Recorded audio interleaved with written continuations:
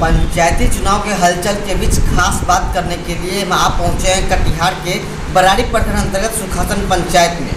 यहाँ पर मुखियापति हमारे साथ हैं, हम उनसे कुछ बातों में मुखातिब होते हैं जो उन्होंने पिछले 5 वर्षों से क्या कुछ किया इन पंचायतों के लिए, जनता उन्हें दोबारा क्यों मौका दे, क्योंकि बहुत सारे चेहरे हैं, किसी और को मौका मिलनी चाहिए, उन्हीं को क्यों, यही सब सवाल करेंगे और उन्हीं से जानेंगे मुद्दे की बात। अपना चुनावी मैदान में है, क्या एजेंडा है? एजेंडा हमारे किसी भी पंचायत को या क्षेत्र के विकास के लिए जैसे मुख्य बिंदु होता है सड़क, बिजली, पानी। हमारे पंचायत में 3 मुद्दों पर सफलता पा लिए हैं और 3 मुद्दे हैं, जैसे शिक्षा, स्वास्थ्य और सफाई। इन 3 मुद्दों पर मुझे आगामी 5 साल पर काम करना है और जनहित में जन कल्याणकारी योजनाओं को धरातल पर उतारना है। हमारा पंचायत ये गुजरा बियाबान पंचायत मुझे मिला था पिछले 5 साल पहले। इस पंचायत को संवारने और सुंदर बनाने के लिए मुझे रात दिन एक करके मेहनत करना पड़ा और जिसका फल है कि बहुत कम समय में हमने जो किया है ये पब्लिक ही बताएंगे। आप क्षेत्र का भ्रमण किए होंगे, क्षेत्र में लोग पूछे होंगे, लोग से वही बताएंगे। मैं अपनी बड़ाई नहीं कर सकता हूँ कि मैंने क्या किया है, लेकिन जितना किया हूँ, मैं जितना वादा किया था पिछले चुनाव में उससे कहीं ज़्यादा किया हूँ, उससे कम नहीं। सुखासन पंचायत के कुछ जनता है जो आज खफा चल रहे हैं, आपसे क्या समझाएं, क्या मैसेज क्या देना चाहेंगे हमारे चैनल के माध्यम से उन लोगों को? देखिए, ये प्रजातंत्र है, अगर विपक्ष नहीं होगा तो फिर ये प्रजातंत्र ही नहीं रह जाए, तब राजतंत्र हो जाएगा। डर और भय की राजनीति शुरू हो जाएगी। उनको विपक्ष को मैंने मुद्दों पर नहीं, मुद्दा से हट के बात करके बरगलाने का जो काम करता है, उसके दिल में एक ही बात है कि हमारे पूर्व के मुखिया जो थे उसके साथ 25-50 लोग हमेशा जो है बिचौलिया का काम करते थे और अपना रोजी रोटी चलाते थे। मेरे आने के बाद कोई भी बिचौलिया नहीं है। जो भी काम करना है मुझे स्वयं करना है, जो भी आधे निर्णय लेना है मुझे स्वयं लेना है और ना मैं गरीब का पैसा लूँगा, ना उन लोगों में बांटूंगा और न मैंने बांटा है। उन्हीं लोगों को पेट में दर्द है जो मेरा विपक्ष कर रहा है, बाकी और कोई मुद्दा नहीं है उनका विपक्ष करना। हमारे चैनल के माध्यम से अपने पंचायत वासियों को क्या पैगाम देना चाहेंगे?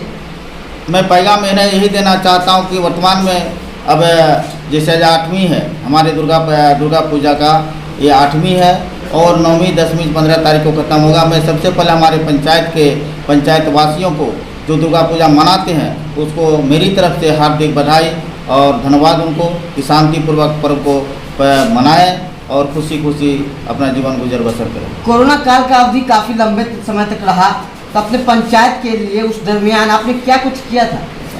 ये हमारे पंचायत ही नहीं, देश के लिए एक बहुत बड़ा महामारी जो हमारे 24 मार्च 2020 से लेके ये चुनाव आचार संहिता से पहले तक लॉकडाउन रहा, बीच में कुछ दिनों के लिए आंशिक खुला था।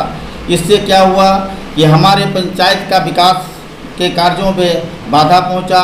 हमारे पंचायत के जितने मजदूर विदेशों में रहते थे और कमा करके अपना बाल बच्चों का परवरिश करते थे, वहाँ से मजबूर होके भाग के पैदल किसी तरह बस किसी तरह से हम लोगों को घर आना पड़ा।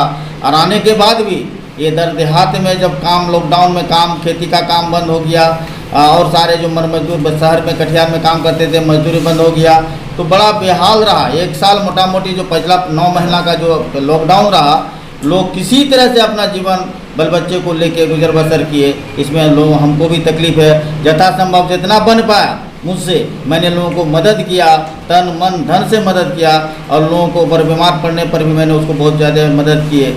और उसके बाद अभी तक भी लोग उस बीमारी से उबर नहीं पाया है, उसका मार अभी भी झेल रहा है। मजदूरों के साथ अभी भी समस्या बनी हुई है, जो बाहर फिर से पलायन कर गए हैं, घर में बैठ के क्या करेंगे। वहाँ भी काम बहुत मंदा चल रहा है। जो भी रिपोर्ट आता है कुछ मजदूर घूम घूम के फिर घर आ रहे हैं। यही हमारे साथ तो लॉकडाउन के दौरान जो हमारे मजदूर, किसान और छोटे छोटे व्यवसाय के लोग जो थे, सारे लोग परेशान हैं। और भी जैसे देखा गया मुखिया जी की आपकी पंचायत में स्वास्थ्य केंद्र है? जी, उप स्वास्थ्य केंद्र है। क्या व्यवस्था है उसकी? जो उप स्वास्थ्य केंद्र में जो है, जब लॉकडाउन के पहला चरण में उस समय तो कोई वैक्सीन का व्यवस्था नहीं था। उस समय पर मैंने जैसे वहाँ पर नर्स रहती है या दवा वगैरह का व्यवस्था रहता था, लेकिन ये इलाज सफिशिएंट नहीं था। बाजार से ही लोगों को जो जिनको थोड़ा प्रभाव हुआ, जो बहुत सारे लोग मर भी गए हमारे पंचायत के, और जो लोग सही ढंग से इलाज करा पाया, समुचित इलाज करा पाया, जिनके पास पैसा था वो लोग बचे, और जिनको मौत का तो कोई इलाज ही नहीं था, बहुत आदमी मरा।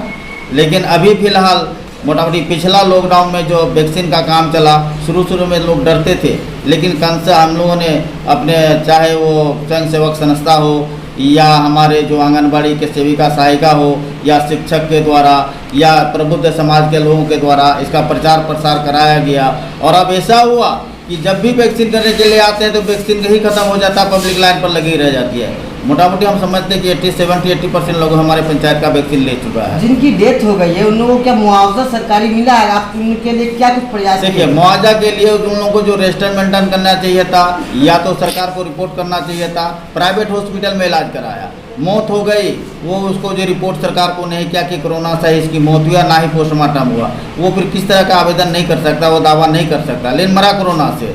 लेकिन जिन लोगों की मौत सिलीगुड़ी में हुई वो भी प्राइवेट हॉस्पिटल में वहीं मर गया।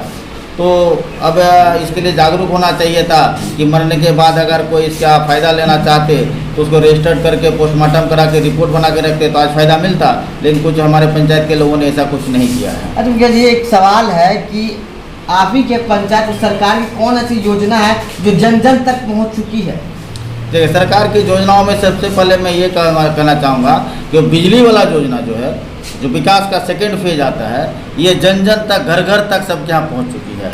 और हमारे यहाँ जल नल का योजना जो है ये भी घर घर पहुँची है, लेकिन व्यवस्था जो ठेकेदारी व्यवस्था पर जिसको किया गया है, जिस रूप में होना चाहिए था, जिसका जो मूल उद्देश्य है कि स्वच्छ जल, ये जल तो स्वच्छ है लेकिन घर तक पहुँचना, पाइप तो देना चाहिए घर के भीतर में, जहाँ पर ट्यूबवेल है या जहाँ पर पानी का जल निकासी का व्यवस्था वहाँ तक पाइप ले जाके, और टोटा को जो लगाया है, जो एक पिलर देता है, वो मजबूत होना चाहिए था। वो प्लास्टिक का पाइप लाया, खड़ा किया, उसी में डाल दिया, पता चला कि वो उनट गया। या टोटा जो लगाया, टोटा खोल के लेके भाग जाता, दरवाजे रोड के किनारे में है, टोटा खोल के लेके भाग जाता है, वो उनट के गिर जाता है, पानी बह के सड़क गंदा हो जाता है, कादो हो जाता है। ये ठेकेदारी व्यवस्था से हम लोगों का भी निगरानी में नहीं रखा, फिर भी हम ठेकेदार पर हमेशा दबाव बनाते रहे, लेकिन उतना मजबूती से नहीं हुआ जितना होना चाहिए था। इस पर हमको सवालिया निशान है इस काम में। कुछ लोगों का ये भी कहना है कि नल जल से कहीं अच्छा ट्यूबवेल तक, सारा जो पहले के ट्यूबवेल घर घर तक पहुंचा दिया जाता था, ट्यूबवेल लगा दिया जाता था, तो वो बेहतरीन था। इसको आप किस एंगल से देख रहे हैं? देखिए, ट्यूबवेल अगर जो पैसा एक वार्ड में एक जो प्रोजेक्ट दिया है तो इससे प्रत्येक घर में 5-5 ट्यूबवेल हो जाता, लेकिन ट्यूबवेल का ही पानी हो लेते, तब ये जो फिर मैं ये जल नल का व्यवस्था क्यों गया था? इस व्यवस्था में जो हमने आरओ वगैरह जो देखा है, 400 फीट नीचे तक इसकी गलाई होती है, और पानी में जो भी आर्सेनिक, आयरन और सारे जो प्रदूषित सामान पानी में मिला रहता है, सूक्ष्म पदार्थ रहता है जिसको हम देख नहीं पाते, जो हमारे स्वास्थ्य के लिए हानिकारक होता है, उस चीज़ों को छान करके फिल्ट्रेट करके जो पानी देता, पानी बहुत अच्छा, बोतलबंद पानी, डिब्बा पानी से भी अच्छा पानी है, लेकिन घर तक पहुँचे लोग इसको सही सदुपयोग कर सके, इसका यूज़ कर सके, लेकिन वो यूज 100% लोगों में नहीं हो पा रहा है। बहुत घरों में है कि नहीं गया, रोडे पर रह गया, पानी वहीं बह जाता है, टोटा टूट गया है। ये पानी तो बहुत अच्छा है। अपने पंचायत आप जो भ्रमण कर रहे हैं, जनसंपर्क कर रहे हैं, लगातार देखा जा रहा है, पब्लिक क्या कुछ कह रही है?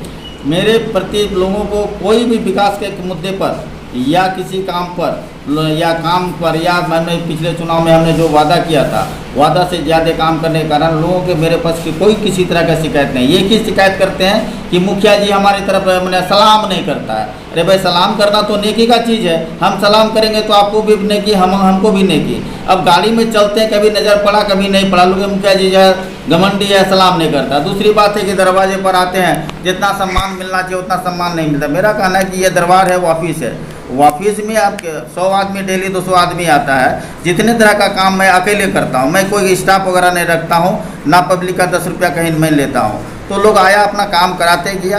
तो यही बात है कि लोग कहीं पर किसी तरह की कोई शिकायत तो नहीं है। पूरा परिचय? मोहम्मद इलियास, मुखिया पति, ग्राम पंचायत राज सुखासन। मुखिया कैंडिडेट का नाम क्या है? जी, बीबी हवानूर।